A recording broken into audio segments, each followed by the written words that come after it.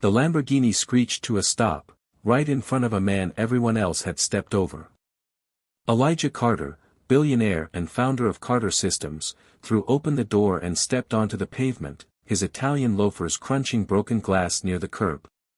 Cameras flashed. People stared.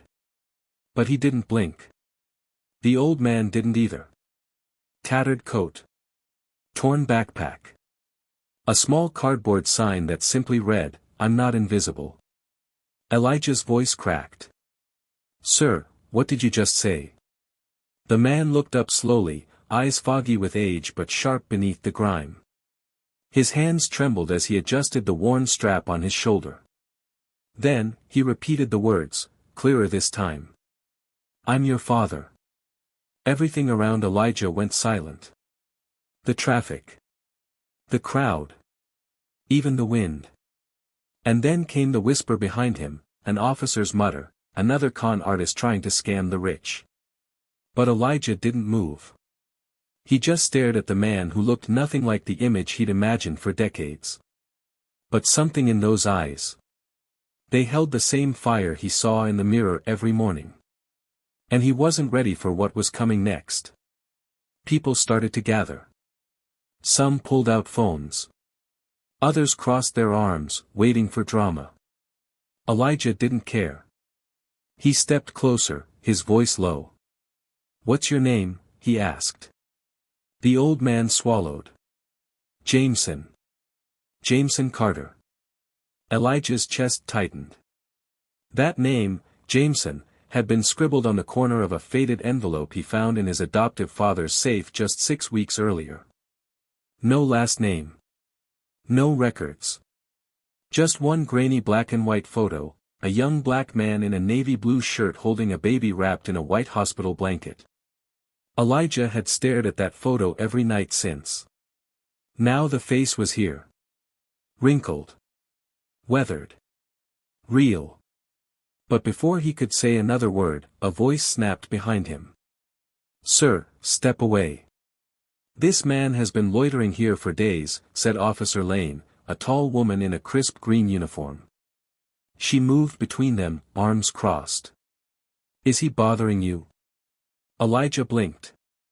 "No. He's not." Lane's eyes narrowed. "Then I suggest you move on, sir. This man's been reported multiple times. He's trespassing. Possibly dangerous." "I said he's not bothering me," Elijah replied, firmer now.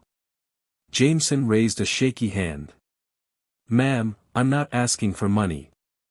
I just saw his face, and I knew." The officer scoffed. "Knew what?" "That he looked rich enough to fall for it." Elijah's jaw tightened.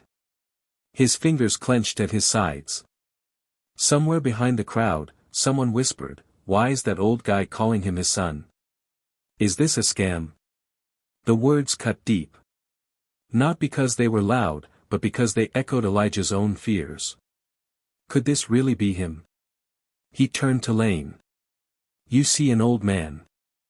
I see a question that's haunted me my entire life." Lane didn't answer. No one moved. And suddenly, Elijah reached into his inner jacket pocket, and pulled out the photo. Folded. Yellowed.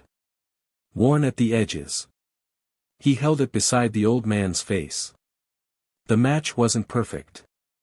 But the truth, it flickered. Almost enough to set the street on fire.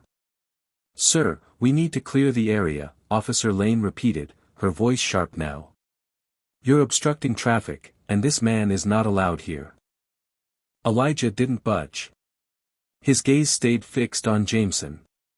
Then he whispered, almost to himself, "You told them to name me Elijah, didn't you?" Jameson's lips parted. A tear slid down his cheek. "Yes," he said. "Elijah was my brother's name. He died in the service. I wanted you to carry strength." Elijah staggered back, like the air had been knocked from his lungs. That was it, the name. His adoptive parents had told him he was named after a poet. But they had lied. Just like they'd lied about everything else. Behind them, Lane took a step forward. This is getting out of hand. I'm calling backup. Elijah turned sharply. You will not. She paused. I don't care who you are, she said, fists clenched. You can't let this man loiter just because he spun a sob story. Then came the moment that stopped everything. Elijah reached into his wallet and pulled out a sleek black security badge. On it, Carter Systems, Executive Access, Founder, Elijah J. Carter. He held it up. This building, right there, he pointed to the glass tower behind them, that's mine. Lane blinked. Excuse me. Not only is this sidewalk mine. That security camera above your head. Also mine. And the policy you just violated by humiliating an elder without investigation. Mine to rewrite. Silence crushed the sidewalk. The crowd went breathless. Phones now fully recording. Elijah stepped aside, turned back to Jameson, and gently took the man's arm. Let's go home. Jameson froze. You believe me? Elijah nodded. I don't have proof yet. But I have the truth. And sometimes, that's louder. Then from behind them, a second officer ran up. Ma'am, we just pulled up DMV facial records, match confirmed. That man is Jameson Carter. Vietnam-era records filed under sealed family history. Lane's face drained of color. And in that moment, Elijah didn't look at her. He just said, loud enough for all to hear, you judged him by his coat. Not his legacy. They walked in silence. Jameson's steps were uneven, his breath short. Elijah slowed his pace, never letting go of the frail arm beside him. Every few seconds, someone from the crowd murmured, is that really his dad, or, that's the Carter guy, right? But none of it mattered now. They reached the valet stand in front of the tower. The doorman, who just hours earlier had ignored Jameson lying near the trash bins, now opened the door with trembling hands. Elijah, are you sure? Jameson asked, staring at the sleek interior of the penthouse elevator. Elijah simply nodded. You were never trash. They just never looked close enough. Jameson's hand brushed against the elevator panel, he pulled back slightly, as if unworthy to touch the glass. Elijah pressed the button for the top floor. Back in the suite, surrounded by floor-to-ceiling windows and polished steel, Jameson sat on a cream leather sofa, his body visibly overwhelmed. I used to imagine something like this, he whispered. Not the luxury. Just, sitting beside you. Elijah opened a drawer and gently laid out the photo. Then, beside it, a copy of the letter he had found in the envelope from his adoptive father's study. I was told you died. That you never wanted me. Jameson stared at the paper, eyes widening. That's not my writing. That's not even my signature. Elijah already knew. I thought so. I had a forensic analyst confirm that this morning. Jameson's eyes filled with tears. They took you from me. I was 22. They said I had no standing. No money. They used the court to erase me. And then he leaned back, tears streaming down his cheeks. But his voice, for the first time, was steady. You didn't find me, son. You freed me. A week later, the press caught wind. Billionaire reunites with long-lost father after sidewalk standoff trended nationwide. But Elijah Carter didn't care about the headlines. He cancelled 3 board meetings, moved Jameson into the guest suite, and sat with him every morning, black coffee for Jameson, green tea for Elijah. There were still gaps. Still pain. But every silence between them was no longer empty. It was healing. That Sunday, as they watched the sunrise from the balcony, Jameson asked softly, you ever wonder why I never begged from anyone else? Elijah glanced at him. Why? Because I knew if I waited long enough, you'd see me.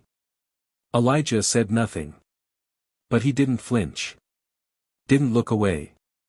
He just reached into the side table drawer and handed Jameson a thin velvet box. Inside, a keycard.